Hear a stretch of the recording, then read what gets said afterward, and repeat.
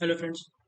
हमने अपने last video में सीक्वलाइज में मल्टीपल्स मॉडल बना के कैसे अपने को एक बार में उन सबके टेबल्स क्रिएट होते हैं वो देखा था। जैसे स्टूडेंट और कॉन्ट्रैक्ट का दो मॉडल बनाया था और इन दोनों को हमने ये index.js वाले फाइल में यूज़ करा था।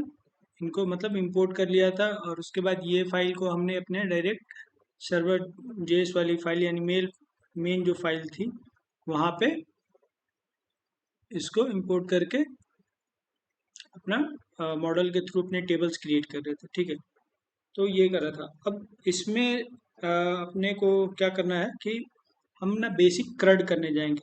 मैंने ऑलरेडी ना पूरे क्रड का कोड लिख रखा है, क्योंकि मैं फिर से वो कोड आपके सामने नहीं लिख रहा हूँ, क्योंकि बहुत बेसिक कोड है। आप खुद से लिख भी सकते हो या अ, वो आपको ना बहुत सारी वेबसाइट है या चैट जीपीटी है उसके थ्रू मिल जाएगा। तो मैंने कोड लिखा पहले से ही लिख के रखा है कि कैसे क्रड करना है। मैंने क्या किया मैं वो आपको डिस्कस कर लेता हूँ।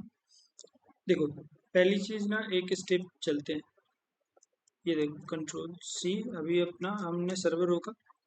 अपने लास्ट कोड में ना हम जब ये यहाँ पे लिखते थे ये db.sequelize sync, ठीक है, तो ये जो इतना कोड था ये बेसिकली क्या करता था कि डेटाबेस में आपको टेबल जो होते थे वो ड्रॉप करता है और क्रिएट करता है। ठीक है, तो हम इसके अंदर अगर अपने को एक ऑब्जेक्ट पास कर दें और इसके अंदर जैसे लिखते हैं फोर्स और ट्रू, ठीक है, फोर्स ट्रू करेंगे तो ये क्या होगा, ये जब भी सर्वर हमारा अप होगा रन होगा तो ये जो हमारे मॉडल्स होंगे उसके बिहाफ पे टेबल को पहले जो अगर बने होंगे तो वो उसको ड्रॉप कर देगा और नया क्रिएट कर देगा। ठीक है, तो हम ये रन करते हैं। अभी हमने इसमें फॉल्स ट्रू फॉल्स ट्रू दिया हुआ है, इसको हटा अगर देते हैं तो ये देखना ये क्या करेगा।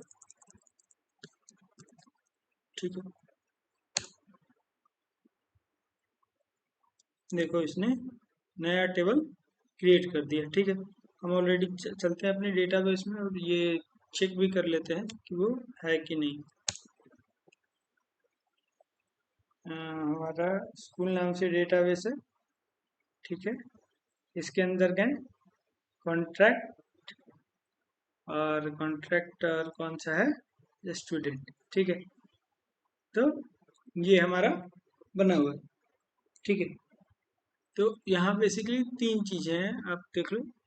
ये जैसे user dot sync, this create the table if it does not exist and does nothing if already exist। ये क्या था कि अगर ऐसे है लिखा हुआ तो अगर आपका टेबल क्रिएट है तब तो कुछ नहीं करेगा। ठीक है, और अगर नहीं क्रिएट है तो वो क्रिएट कर देगा। तो अभी हमारा कैसा था, ये db डॉट सिक्वलाइज सिंग, ये चेक करेगा कि क्या डेटाबेस में टेबल है। अगर है तो ठीक है, रहने दो, कुछ नहीं करना है अपने को। और अगर नहीं है तो उसको क्रिएट कर दो। ठीक है, उसके बाद एक आता है कि मॉडल डॉट सिंक, यानी मॉडल को हम तो उधर ही एक सेंट्रलाइज कर दिए हैं। और तो यहाँ पे db dot sync force true अगर कर देंगे तो देखना क्या होगा। फोर्स ट्रू कर देते हैं तो फोर्स ट्रू कर देंगे तो ये क्या करेगा, अब सर्वर ये क्या करेगा, टेबल को ड्रॉप कर देगा और नया क्रिएट कर देगा। अभी हमने डेटाबेस में देखा कि हमारे पास डेटाबेस में दो टेबल थी, कॉन्ट्रैक्ट और स्टूडेंट की। स्टूडेंट में डेटा भी हमारा एग्जिस्ट करता था। अब देखते हैं ये कमांड चलाने पे सर्वर अप करेंगे तो ये क्या करेगा, उसको ड्रॉप करेगा और नया क्रिएट करेगा। और नया क्रिएट होगा तो उसमें डेटा नहीं होना चाहिए। ठीक, ये हो गया। चलते हैं अब डेटाबेस में, यहाँ रिफ्रेश करते हैं। ये देखो स्टूडेंट नाम का टेबल तो मिल गया मगर उसमें का डेटा गायब, यानी कि ये क्या हुआ होगा कि ये पूरा का पूरा डेटाबेस में जितने टेबल थे वो पहले ड्रॉप किए गए उसके बाद क्रिएट करे गए। ठीक है, तो इसकी वैल्यू हम यहाँ ट्रू है तो अगर हम फॉल्स भी कर देंगे। तो जब फॉल्स कर देंगे तो उसका मतलब क्या हो गया, जो ये उसका मतलब ये हो गया, या आप सिंपल मॉडल डॉट सिंक लिखो या उसके अंदर ये ऑब्जेक्ट पास कर दो फोर्स डॉट फॉल्स। तो ये भी करेगा कि अगर डेटाबेस में आपका टेबल है तो कुछ नहीं करेगा, नहीं है तो क्रिएट कर देगा। ठीक है, तो हम इसको फॉल्स रखते हैं। ठीक है, अब एक तो अपना ये हो गया। अब दूसरा क्या किया था मैंने कि हमने जो क्रड करा है वो एमबीसी पैटर्न के हिसाब से करा है। एमबीसी में कैसा होता है कि हमारा एक कंट्रोलर फाइल होता है, मॉडल फाइल होता है, ठीक है, एक फिर से व्यूज के फाइल होते हैं, मॉडल व्यू कंट्रोलर। ठीक है, तो हमने व्यू के अंदर स्टूडेंट नाम से एक फोल्डर बनाया था और इसके अंदर क्रिएट डॉट ईजेएस, एडिट और इंडेक्स डॉट ईजेएस, हमने ईजेएस टेम्पलेट का यूज़ करा है क्योंकि अभी बेसिक हमें क्रड करने के लिए हम बहुत ज़्यादा यूआई पे फोकस नहीं कर रहे हैं और ईजेएस के ही थ्रू चीज़ें कर रहे हैं। ठीक है, ये हमारा जो इंडेक्स डॉट ईजेएस है, इसके अंदर हमने क्या करा है कि एक टेबल बनाया है, बेसिक सा टेबल। ठीक है, उसमें ये सारे कॉलम्स ले रखे थे हमने, ID, name, email, mobile number, roll number. ठीक है, और उसके बाद हमने ये टेबल का डेटा वाला जो कॉल मतलब जो कॉल एक एक रो बनते हैं उसको यहाँ पे रेंडर कर रहा था। अब ये जो आ रहे हैं, ये डायनेमिक वैल्यू आ रहे हैं, हम अभी इस पे नहीं आते हैं। अब ये कहाँ से आ रहे हैं पहले उस पे चलते हैं। ठीक है, मैं ये सारे फाइल को पहले बंद करता हूँ, एक एक करके आते हैं हम इंडेक्स डॉट जेएस पे जाते हैं। हमने क्या किया कि देखो, हमारा मॉडल जो था वो तो हमने लास्ट वीडियो में देखा था, इसको इंपोर्ट करा। अब हमने क्या करा है कि अपने जो राउट्स होते हैं, सारे राउट्स को ना मेन फाइल में, ये हमारी मेन फाइल है, हम सारे राउट्स को मेन फाइल में नहीं डिफाइन करेंगे। हम क्या करेंगे, एक जैसे स्टूडेंट्स से रिलेटेड राउट्स है तो हमने एक फाइल बनाई थी राउट्स फोल्डर के अंदर, ये स्टूडेंट राउट्स डॉट जेएस। ठीक है, ये इसको स्टूडेंट रूट्स बोलते हैं, राउट्स बोलते हैं, आप जैसा प्रोनाउंस करो। ये बनाया था, इस फाइल को मैंने अपने मेन फाइल में सर्वर वाले फाइल में ऐड कर रखी है। ठीक है, और हम एक्सप्रेस जेएस यूज़ कर रहे हैं। आपको पता है नोड जेएस क्या करेगा, सर्वर को रन करेगा। एक्सप्रेस जेएस को हमने इंपोर्ट करा है और ये एक्सप्रेस का इंस्टेंस हमने निकाला और इस पे यूज मिडिलवेयर लगा के अपने राउट वाले चीज़ों को पास कर दिया। यानी कि हमारा यहाँ पे एक्सप्रेस जेएस क्या कर रहा है, राउट को हैंडल कर रहा है। ठीक है, हमने बता दिया कि अगर स्लैश नाम से अगर अपने को ब्राउज़र में मिलेगा तो क्या करना, ये स्टूडेंट राउट को कॉल कर देना। ठीक है, स्टूडेंट राउट को कॉल कर देगा। तो अब स्टूडेंट राउट के अंदर चलते हैं क्या है, और हाँ ये जो है, ठीक है, पहले वहाँ आते हैं अपन। ये क्या करेगा, स्टूडेंट राउट को कॉल करेगा। हम स्टूडेंट राउट के फाइल में जाते हैं डायरेक्टली, यहाँ से हम यहाँ पे आ गए। यहाँ पे हमने फिर से अपने एक्सप्रेस को ऐड करा है और एक्सप्रेस के इंस्टेंस है जो एक्सप्रेस का एक्सप्रेस डॉट राउटर को निकाला है। राउट्स को हैंडल करने के लिए हम एक्सप्रेस का यूज़ कर रहे हैं। मोस्टली यही होता है, नोड जो होता है सर्वर रन करता है, एक्सप्रेस को हम राउट्स को हैंडल करने के लिए यूज़ कर लेते हैं, और सिक्वलाइज क्या होता है, डेटाबेस से बात करने के लिए उसको यूज़ कर लेते हैं। ठीक है, हमने क्या करा कि जो ये राउट गेट पोस्ट, ये जो मैथड होते हैं वैसे होते तो get post put patch update वो होते हैं, मगर हमने अभी मोस्टली अपना काम ना गेट और पोस्ट से के थ्रू यूज़ करा है। ठीक है, वो फर्दर हम देख लेंगे कि पुट और पैच ये और अपडेट, ये सारे मतलब पुट पैच होते हैं, अपडेट नहीं होता, ये कभी यूज होते हैं। अभी अपना दो ही मेथड जो गेट और पोस्ट है इसके थ्रू कर लेंगे।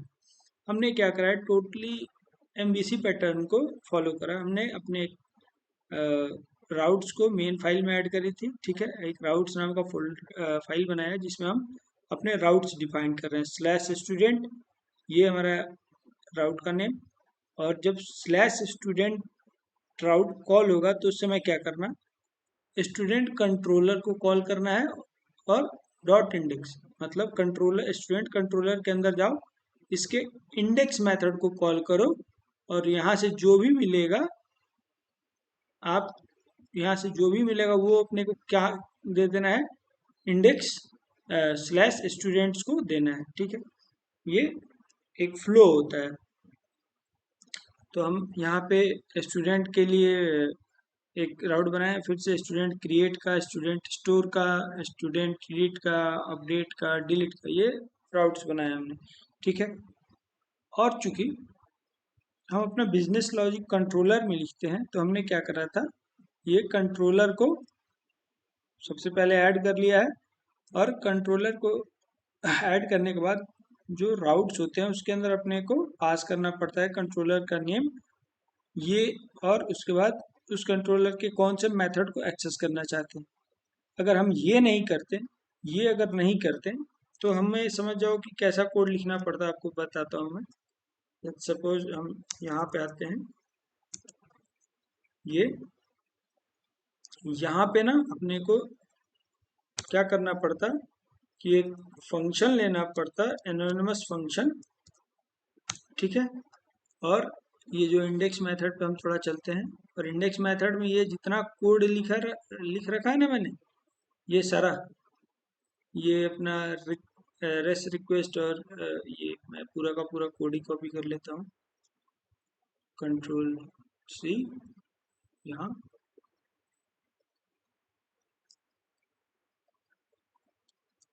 Race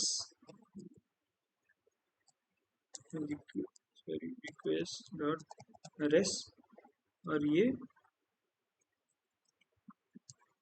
facing. ठीक है, हमें ये ऐसे करना पड़ता है। ठीक है, तो आप देखो जरा कि ये राउट मेथड के अंदर हमने इस राउट्स पे, मतलब स्लैश स्टूडेंट्स राउट पे मेरे को इतने लॉजिक परफॉर्म करके डेटा चाहिए था। तो आप समझो ना कि ये रूट्स वाले स्टूडेंट राउट्स के फाइल के अंदर ही हम अपना लॉजिक भी लिखने लग गए। ठीक है, तो ये थोड़ा देखने में सही नहीं लगता है। और एक जो पैटर्न है जो बना हुआ है कि एमबीसी पैटर्न के हिसाब से आपको कैसे काम करना है, आपका कंट्रोल बिजनेस लॉजिक कंट्रोलर में लिखते हैं, राउट्स के लिए अलग एक फाइल होती है जहाँ पे आप सिर्फ वहाँ राउट्स डिफाइन करते हैं। तो ये काम करना, तो हमने इस काम को एमबीसी के हिसाब से करा, और ये जो अपना बिजनेस लॉजिक था इसको मूव कर दिया था टोटल कहाँ पे, स्टूडेंट कंट्रोलर के अंदर। ठीक है, स्टूडेंट कंट्रोलर के अंदर कर दिया। ठीक है, वैसे ही सारे क्रिएट के लिए, स्टोर के लिए, डिलीट के लिए। ठीक है, अब चलते हैं हम इनके इंडेक्स मेथड के अंदर, कंट्रोलर के अंदर। ठीक है, यहाँ पे हमने अपने मॉडल को, स्टूडेंट मॉडल को इंपोर्ट कर लिया है। ठीक है, क्योंकि हमारे सारे लॉजिक बेसिकली मॉडल्स पे ही परफॉर्म होंगे। मॉडल्स को यानी कि डेटाबेस के टेबल को एक्सेस कर रहे हैं, एक तरह से मॉडल पे काम कर रहे हैं, मतलब डायरेक्ट टेबल को एक्सेस करके मैनिपुलेशन कर रहे हैं। ठीक है, हमने क्या करा है इंडेक्स मेथड पे कि ये student dot find all method, ये सिक्वलाइज का एक मेथड है। ठीक है, हमने इसको कॉल करा है, और ये जो है, और ये सारी चीज़ें आपको कहाँ मिलेंगी, आप सिक्वलाइज पे जाइएगा, ये मॉडल इंस्टेंस और क्यूरी वाले फोल्डर पे जाओगे। ठीक है, तो यहाँ पे आपको सारे बेसिक्स, ये देखो, model dot create, find all. ठीक है, ये फाइंड ऑल हो गया। फाइंड ऑल के अंदर एट्रीब्यूट्स, अब आप पढ़ ही लो इसका मतलब क्या होता है। You can read whole table from the database with the find all method. ठीक है, मतलब पूरा डेटाबेस में जो पूरा टेबल है उसको रीड करने के लिए हम फाइंड ऑल मेथड का यूज करते हैं। ठीक है, और ये देखिए, to select only some attributes you can use the attributes option. अब आपको पता है कि टेबल्स में मल्टीपल कॉलम्स होते हैं। ठीक है, हुआ कि भाई मेरे को सारे कॉलम्स रीड नहीं करने थे, मेरे को 2 या 3 करने थे, तो उस केस में फाइंड ऑल के अंदर एक ऑब्जेक्ट पास होता है एट्रीब्यूट्स नाम से, ठीक है। की वैल्यू पेयर में रहेगा, एट्रीब्यूट्स उसका की, और ये जो रहेंगे वैल्यूज में एक तरह से हम कॉलम्स के नेम को लिखते हैं, ठीक है। तो हमने यहाँ पे क्या करा कि स्टूडेंट नाम के टेबल से सारे डेटा को रीड करा, फाइंड ऑल करा, बट किसको, सिर्फ एट्रीब्यूट्स में बताया कि मेरे को कौन से रीड करने हैं, ID, name, email, mobile, roll number, DOB, इतने चाहिए। अब एक्स्ट्रा कुछ हो रहे होंगे वहाँ पे कि जैसे कि बाय डिफॉल्ट क्रिएटेड ऐड और अपडेटेड ऐड कॉलम्स होते हैं, और भी हो सकते हैं, तो मेरे को वो रीड नहीं करना है, मेरे को सिर्फ इतने ही रीड करने हैं। तो हमने इस अरे के अंदर इन सारे कॉलम्स के नेम को पास कर दिया, ठीक है। और उसके बाद क्या करा है मैंने, ये const message request dot Curie dot message, ठीक है। ये बेसिकली क्या करता है, रिक्वेस्ट डॉट क्यूरी, ठीक है। क्यूरी स्ट्रिंग कहाँ पे होती है, अपनी यूआरएल में, ठीक है। ये क्या करेगा कि क्यूरी स्ट्रिंग में से यानी यूआरएल में से अगर उसको कुछ मैसेज नाम से वेरिएबल मिलेगा तो उसको रीड करेगा, ठीक है। और उसके बाद कहाँ भेज देगा, वो इस फाइल पे स्टूडेंट इंडेक्स पे। अब ये स्टूडेंट इंडेक्स कौन सी व्यू फाइल है, व्यू फाइल। देखो ये रेंडर मेथड जो होता है ना, ठीक है, ये रेंडर मेथड क्या करता है, ईजेएस जो फाइल्स होती हैं, बेसिकली एचटीएमएल जो व्यू फाइल्स होते हैं उनको रेंडर कराने के लिए हम ईजेएस का मतलब रेंडर मेथड यूज करते हैं, ठीक है। और रेंडर मेथड के अंदर हम दो पैरामीटर लेते हैं, जिसमें से फर्स्ट पैरामीटर बताता है कि आपको आपका व्यू फाइल, ठीक है, और दूसरे में उस व्यू फाइल में हम कौन सा डेटा भेज रहे हैं। तो हमने क्या करा, हमने हमारा व्यू फाइल स्टूडेंट फोल्डर के अंदर इंडेक्स नाम से फाइल है, उसको कॉल करना है और उसके अंदर ये डेटा भेज देना है, स्टूडेंट और मैसेज, ठीक है। तो अब हम इस व्यू फाइल पे चलते हैं। व्यू फाइल कहाँ मिलेगी, हमारा व्यूज के अंदर, ये स्टूडेंट फोल्डर के अंदर इंडेक्स पे, ठीक है। तो हम इस पे आ गए, सॉरी ये तो इसको सेव करते हैं, इंडेक्स ये आया, ठीक। अब यहाँ पे देखो मैंने क्या करा है, मैंने वहां से क्या क्या भेजा है, कंट्रोलर से क्या क्या भेजा है, स्टूडेंट और मैसेज, दो वेरिएबल्स मतलब भेजे हैं मैंने अपने व्यू फाइल पे। तो मेरे को इस दोनों वेरिएबल को रीड करना पड़ेगा, ठीक है। तो मैंने क्या करा, यहाँ फर्स्ट ऊपर में ये ईजेएस में आपको कंडीशनली चेक करने पड़ते हैं, प्योर पीएचपी जैसा लगता है कि पीएचपी में जैसे अपन कोई चीज़ें दिखानी होती थी डायनेमिक, तो ऐसे ही लिखते थे क्वेश्चन मार्क करके। तो ये भी एकदम कोर पीएचपी जैसा ही दिख रहा है मेरे को, पीएचपी में कैसे अपन ऐसे कर लेते थे, ठीक है। तो ये ईजेएस भी वैसा ही है, ये भी आपको डॉक्यूमेंटेशन में ही मिल जाएगा, ठीक है। हम उस पर फॉलो फोकस नहीं कर रहे, हम क्या करें कि मेरे को ये जो डायनेमिक वैल्यू मिल रहा है मतलब डेटाबेस से मैसेज, मैंने करा कि इफ मैसेज है तो इसके अंदर मेरे को एक पैराग्राफ एट्रीब्यूट लेना है, और उसको मैंने क्या कर दिया, राइट कर दिया कि मेरे को मैसेज के अंदर जो भी मिला है वो मेरे को दिखा दो, ठीक है। ये एक काम हो गया, ठीक।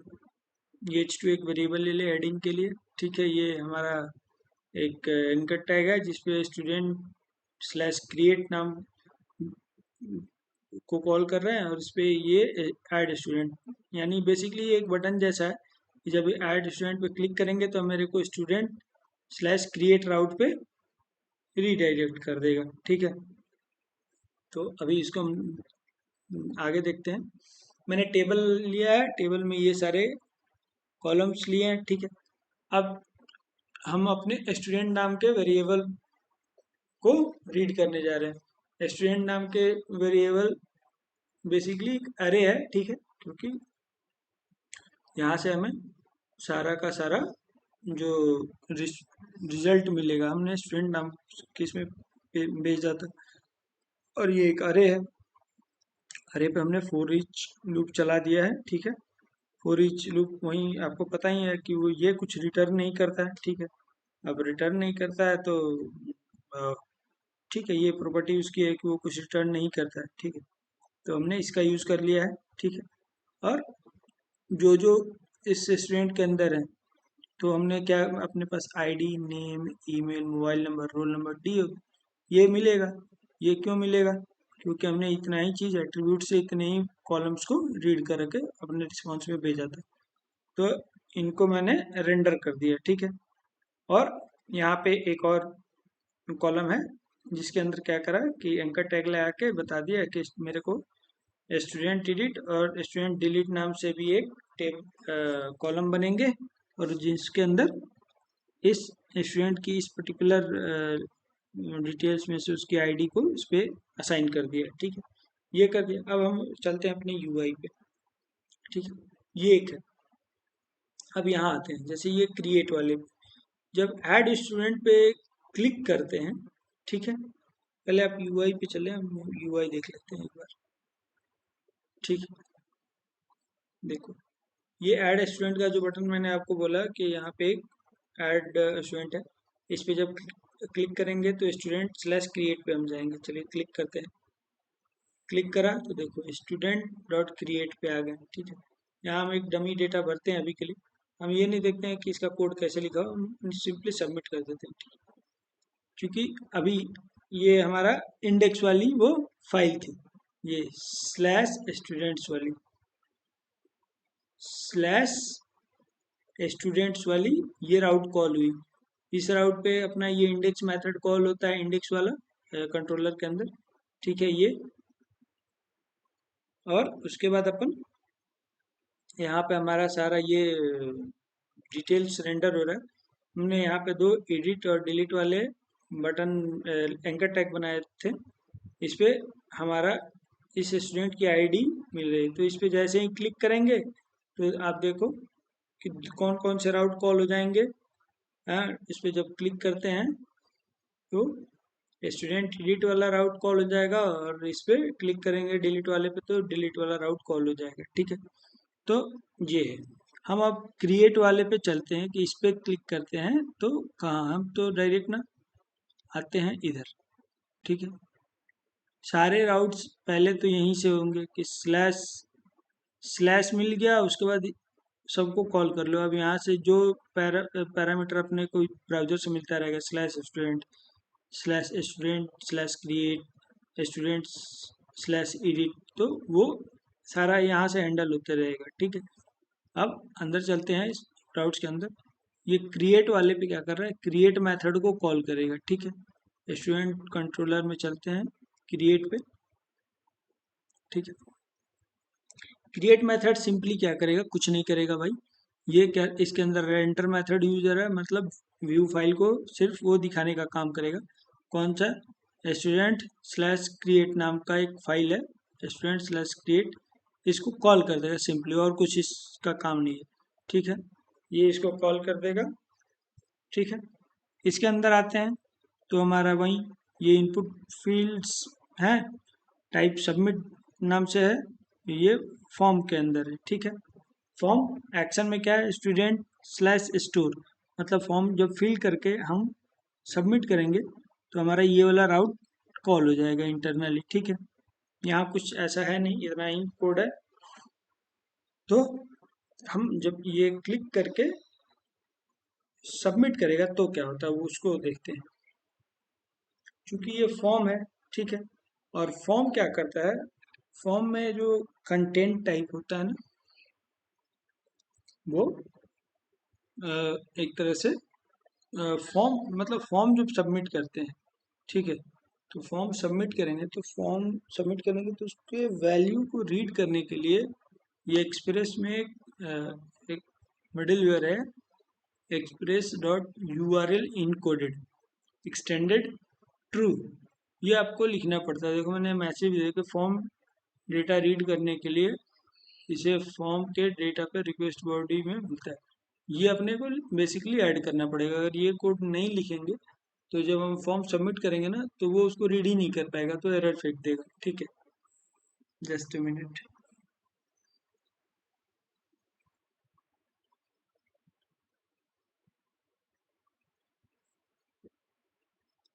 तो मैं क्या बता रहा था कि ये जो express dot U R L encoded है, इसका यूज़ तब हम करते हैं कि जब अपन आ, अपने फॉर्म को कुछ इस तरीके से सबमिट करते हैं। इसमें क्या होता है ना कि जब फॉर्म सबमिट होता है तो उसका कंटेंट टाइप ना फॉर्म डेटा रहता है। हाँ, तो जब फॉर्म डेटा रहता है तो उस चीज़ को रीड करने के लिए अपने को अ, इसकी नीड पड़ती है, ठीक है। और कभी कभी आपने ध्यान दिया होगा, जब हम मोस्टली सारे लैंग्वेजेस में होता है, जब फॉर्म में डायरेक्ट ऐसा एक्शन दे के पास नहीं करते हैं। अपन क्या करते हैं कि एक अलग से मेथड हैंडल सबमिट का होता है, वहाँ पे अपन एक्सियोस कॉल कर लेते हैं, और उस समय उसमें हेडर में अपन बोलते हैं कि content type application slash Jason तरह की चीज़ें रहेंगी। यानी कि जो हमारा डेटा आएगा वो किस तरीके का रहेगा, जेसन टाइप से रहेगा।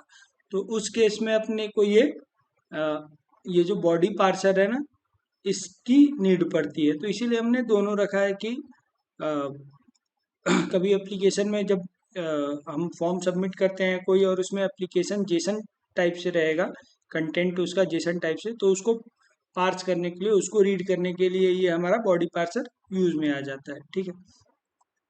ये है। तो अब अपन चलते हैं, क्रिएट हो गया, इसमें डिलीट वाला हो गया हमारा। मोस्टली अब कंट्रोलर में ही है, अपन सिक्वलाइज पढ़ रहे हैं तो ज़्यादातर फोकस उसी पे रहेगा। ये हमारा स्टोर मेथड है।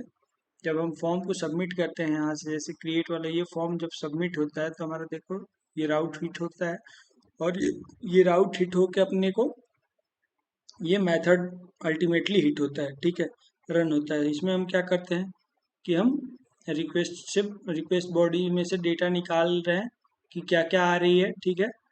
और उसके बाद क्या करते हैं, अपने मॉडल को कॉल करते हैं, और ये डॉट क्रिएट मेथड जो होता है ना, ये क्या करता है कि आपको डेटा बेस में आपके डेटा को पर्टिकुलर टेबल में इंसर्ट कर देता है।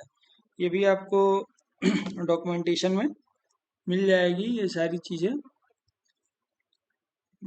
सबसे ऊपर ही था आई थिंक, ये देखो डॉट क्रिएट, ये इसमें एक एक फील्ड को उसने बता बता के उसके अंदर इंसर्ट कराया है। और हम लोगों ने क्या करा है कि डायरेक्टली ये पूरा डेटा वैसे पास कर दिया है। वैसे क्यों पास कर दिया है, क्योंकि हमारा जो यहाँ पे कॉलम है, जो फॉर्म से जो आ रहे हैं, ये नेम एट्रीब्यूट, ठीक है, name, email, mobile, DOB, roll number, same तरह के कॉलम अपने को डेटाबेस में भी मिल जाएंगे। हम चलिए डेटाबेस पे चलते हैं और स्टूडेंट नाम के इस पे आते हैं। तो देखो name, email, mobile, role underscore number, DOB, ठीक है। मतलब जो कॉलम नेम है, वहीं अगर हम फॉर्म के अंदर नेम एट्रीब्यूट में भी रख देते हैं तो हमें इंडिविजुअल मैपिंग नहीं करनी पड़ेगी। जैसे इसमें एग्जांपल में बताया गया है कि फर्स्ट नेम, ये हमारा कॉलम नेम है, उसके अंदर ये वैल्यू जाएगी, लास्ट नेम उसके अंदर ये। चूंकि हमारा जो रिक्वेस्ट बॉडी में मिल रही है वो कॉलम, और हमारे डेटाबेस में जो कॉलम है वो सेम है, तो इस केस में हम सिंपली इस रिक्वेस्ट बॉडी को ही पास कर देते हैं इसके अंदर, तो वो जाके ऑटोमेटिक क्रिएट कर देगा, ठीक है। और ये क्रिएट होने के बाद हम क्या कर रहे हैं कि रीडायरेक्ट कर रहे हैं फिर से स्लैश स्टूडेंट नाम के राउट पे, और साथ में एक ये जो होता है क्यूरी में पास कर रहे हैं मैसेज नाम का वेरिएबल, और इसमें स्टूडेंट एडेड सक्सेसफुली दे रहे हैं। यही मैसेज ना इंडेक्स वाले में, ये इंडेक्स मेथड है, यहाँ पे ये देखो हमने लगाया था कि रिक्वेस्ट से क्यूरी में से मैसेज नाम के वेरिएबल को रीड करेगा। तो यही जो क्यूरी में से ये मैसेज जाएगा, ये वाला, उसको वो रीड करके अपने इस इंडेक्स पेज पे दिखाता है, ठीक है। ये मेथड है। और एक और मेथड है ये क्रिएट में, आपको ना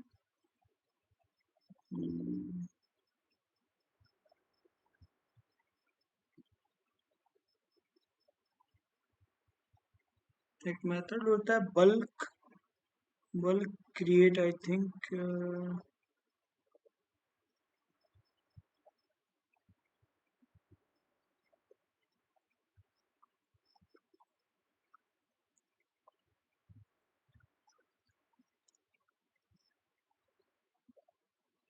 ये ये देखिए, Sequelize provides the model dot bulk create method to allow creating multiple record at once with only one query। ये कब होता है? अभी जैसे अपने पास अ, एक एक फॉर्म में एक ही बार आता है डेटा, एक ही डेटा रहता है, तो हम सिंपल क्रिएट मेथड का यूज कर लेते हैं। मगर कब आप सोचो ना कि जब यहाँ पे अपने को एक तरीके का ऐसे अरे आए, और इस अरे के अंदर फर्स्ट ऐसे कर ले कि ये नेम सुन, ठीक है, ऐसे ऐसे मतलब मल्टीपल चीज ऑब्जेक्ट्स हैं, जिसमें एक बार में अपने को इतने, मतलब समझ जाओ कि इस टेबल में ये सारे डेटाज को इंसर्ट करने हैं। ये मल्टीपल रोज क्रिएट होंगे, एक सोनू नाम से, फिर दूसरा सोनू वन, फिर तीसरा सोनू थ्री नाम से ये डेटा इंसर्ट हो जाएंगे। तो जब ऐसा सिचुएशन आए तो उस केस में अपने को क्या करना होता है, ये मोस्टली एरे के अंदर रहेगा ये सारा, ये सारा जो है ना अरे के अंदर रहेंगे, ठीक है। एक अरे के अंदर मल्टीपल ऑब्जेक्ट्स। तो जब ऐसा केस होता है तो हम क्रिएट ना यूज करके बल्क बल्क क्रिएट को यूज में लेते हैं। और ये आपको मैं बता रहा हूँ मोस्टली कहाँ यूज आपको होगा। हमने अपने जैसे क्या होता है ना, कभी कभी आप रियल टाइम कोई एप्लीकेशन पे काम करते हो, real time in the sense एक यूज केस होता है कि आपको ना एम्प्लॉयज के डेटा को एक एक करके इंसर्ट नहीं करना। उसमें क्या है कि उसके पास एक एक्सेल शीट है जिसमें उसके एम्प्लॉय 50 या 100 200 एम्प्लॉय की लिस्ट है। वो चाहता है कि मेरे को इंपोर्ट एक्सपोर्ट की फंक्शनैलिटी बना दो आप, कि मैं क्या करूं, वो एक्सेल शीट इन एक्सेल शीट को क्या करूं, इंपोर्ट करूं, और उसके थ्रू मेरा पूरा वो एम्प्लॉय की लिस्ट डेटा टेबल में इंसर्ट हो जानी चाहिए, ठीक है। तो वैसे केसेस में ना मोस्टली आपको ये बल्क क्रिएट वाला मेथड यूज करना पड़ेगा। आप बिना इसके भी यूज कर सकते हैं। उस केस में क्या हुआ कि आपको लूप्स के यूज करने पड़ेंगे, कि आप जो पूरा रिक्वेस्ट बॉडी के अंदर आएगी वो अरे, आप उस पर लूप करोगे, और लूप के अंदर ये आपको ये क्यूरी पास करनी पड़ेगी कि एक एक क्रिएट होते चले। एक वो तरीका है। और नहीं तो आपके पास सिक्वलाइज एक बिल्ट इन मेथड प्रोवाइड करा देता है उस काम के लिए, बल्क क्रिएट। तो आप इसके थ्रू जा सकते हो, ठीक है। हम इसको कंट्रोल जेड कर देते हैं, ठीक है। ये एक हमारा क्रिएट वाला मेथड हो गया। एडिट का भी देख लो, ये फाइंड बाई पी के नाम से मेथड, देखते हैं क्या है फाइंड बाई पी के। ये फाइंडर्स वाले क्यूरी पे आते हैं, देखो ये द फाइंड बाई पी के method obtains only a single entry from the table using the provided primary की, ठीक है। हम क्या होता है कि जब ये हमारा लिस्ट है, इस पर हम क्लिक करते हैं ना, तो हम ये आईडी आ रही है, ठीक है, ये स्टूडेंट की आईडी है, और ये आईडी ना डेटाबेस में एज अ प्राइमरी की ट्रीट होती है। तो जब हमें फॉर्म को एडिट या किसी भी फॉर्म को एडिट करना हो, तो जब हम उसमें प्राइमरी की के बेसिस पे करना चाहते हैं, तो हमें ये मेथड यूज करना पड़ता है, फाइंड बाय पीके, ठीक है। प्राइमरी की के बेस पे आप उसको फाइंड करो कि ये डेटा एग्जिस्ट कर रहा है कि नहीं, और उसके बाद अपने ऑपरेशन को परफॉर्म कर सकते हो। हमने यहाँ सिंपली करा है, ये जो अभी अभी मैंने ये क्लिक करा, तो मेरा आईडी ये वन आया, ठीक है, वन आया। और उसके बाद उसने फाइंड करा कि वन किसकी प्राइमरी आईडी है, और उसके डिटेल्स को आप दे दो, दिया, और मैंने फॉर्म में दिखा दिया। तो सेम चीज़ यहाँ यूज हो रहा है। जैसे ही एडिट पे क्लिक हो रहा है, तो पैरम्स में से रिक्वेस्ट डॉट पैरम्स, क्योंकि ये हमारा आईडी कहाँ मिल दिख रहा है अपने को, पैरम्स में, पैरामीटर में है, तो पैरम से रीड करा आईडी, और जो मिला उसको आप उस डिटेल्स को एडिट वाले पेज पे सेंड कर दो। ठीक है, ये है अपडेट का। अब चूंकि जैसा क्रिएट वैसा अपडेट है, सेम फील्ड जाएंगे अपने को।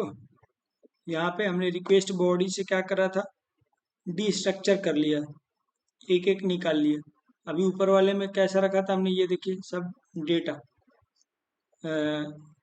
स्टोर कर रहे हैं, तो पूरा रिक्वेस्ट बॉडी में एक ही वेरिएबल के अंदर सब कुछ है, और यहाँ पे हम उसकी डी स्ट्रक्चरिंग कर रहे हैं, एक एक को निकाल रहे हैं। हम दोनों को कर सकते हैं, यहाँ भी वो कर सकते थे कि एक एक निकाल के फिर करते हैं, और यहाँ भी कर सकते थे, मगर हमने इसको अलग निकाल लिया। अब वो अलग निकाल लिया, कभी कभी कॉन्सेप्ट अपने सीखने के लिए कर लेते हैं कि भाई देखो ऐसा भी हो सकता है डायरेक्ट, या ऐसा भी हो सकता है, तो हमने यहाँ पे डी स्ट्रक्चरिंग कर लिया है, और उसको यहाँ पर अपडेट के अंदर सारे कॉलम्स को मैंने पास कर दिया है। ठीक है, और फिर इसमें मैंने कंडीशन भी चेक कर ली है कि वेयर, और ये जो डेटा आ रहा है ये आईडी अपने को मिल जाएगा रिक्वेस्ट पैरम से, फिर से आईडी कि ये डेटा किसके लिए है, तो जिस पैरम से जो आईडी मिल रही है उसी का ये डेटा है, तो आप उसके हिसाब से अपडेट कर दो। ठीक है, डिलीट का भी वही है, सेम मेथड। डिस्ट्रॉय एक आता है, और उसके अंदर हम कंडीशन चेक करें कि वेयर आईडी इक्वल टू 2, हम यहाँ पे आईडी इक्वल टू 2 ये हार्ड कोडेड कर रहे हैं। ठीक है, तो अपने को हार्ड कोडेड तो नहीं करना होता है, अपने को ये वाला काम होगा। क्या करोगे कि पैरम से वो आईडी आप रीड करोगे, मोस्टली पैरम से तो आपको नहीं मिलेगा वो, क्योंकि जब आप इस पर क्लिक करोगे ना, तो वो एट ए टाइम रन हो जाता है, रन हो जाएगा तो फिर आपको करने का मौका नहीं मिलेगा, तो आपको इसमें बॉडी में भेजनी पड़ती है। तो ठीक है, वो बॉडी में आपको मिल जाएगा, बॉडी के थ्रू मिलेगा वो आईडी, और उसके बाद अपना ये ऑपरेशन परफॉर्म कर सकते हो।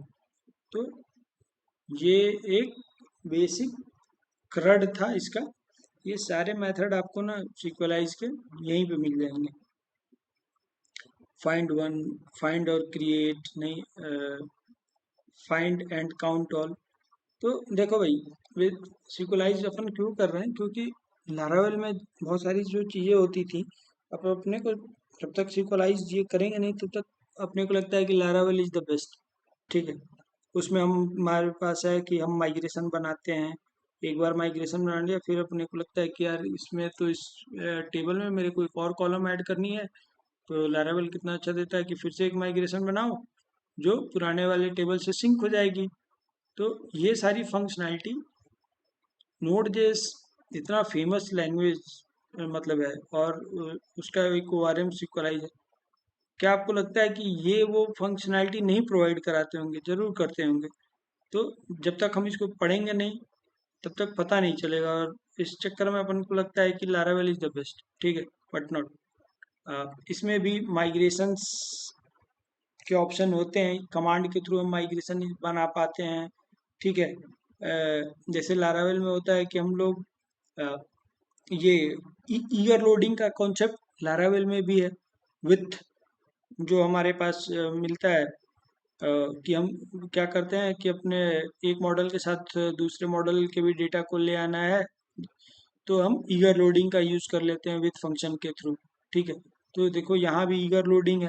ठीक है, उसमें इसमें देखो सिक्वलाइज डिफाइन यूजर, ये कर, तो ये यही यही चीज़ें अपने को बेसिकली सीखनी है, इसीलिए अपन सिक्वलाइज पढ़ रहे हैं कि नोड भी पढ़ लेंगे, और जो चीज़ अपन धारा में कर रहे हैं वो क्या ये लोग भी प्रोवाइड कराते हैं, तो अपने को पता चलेगा कि yes they these languages and these tools are also providing the same things even in a better way.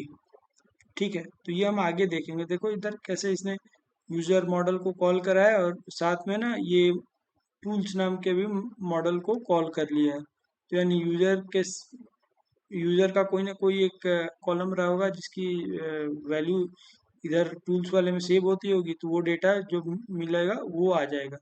Same cheese Laravel में भी ऐसा ही होता है। बस इसमें इंक्लूड कर रहा है, उसमें विथ लिख के हम पास करते थे। तो ये भी है। फिर आगे ये देखो, माइग्रेशंस। माइग्रेशंस भी अपन चला सकते हैं, ये npm इंस्टॉल शिफ्ट ऐसे कुछ करके माइग्रेशन भी हम देखेंगे कि माइग्रेशन कैसे बनता है। तो ये हम आगे करेंगे तब अपने को पता चलेगा कि इसमें क्या क्या है जो सिक्वलाइज अपने को प्रोवाइड कराता है। तो अपने को अपना एक वो भी पता चलेगा कि भाई नहीं, आप होता है कि आप जिस लैंग्वेज में काम करते हो आपको लगता है कि वही सुपीरियर है, बट ये गलत होता है। मल्टी ऑल भी लैंग्वेजेस हैं जो वो भी सुपीरियर है। तो वो आपको करने के बाद ही पता चलेगा। चलो ठीक है, हम आगे देखते हैं। बाय।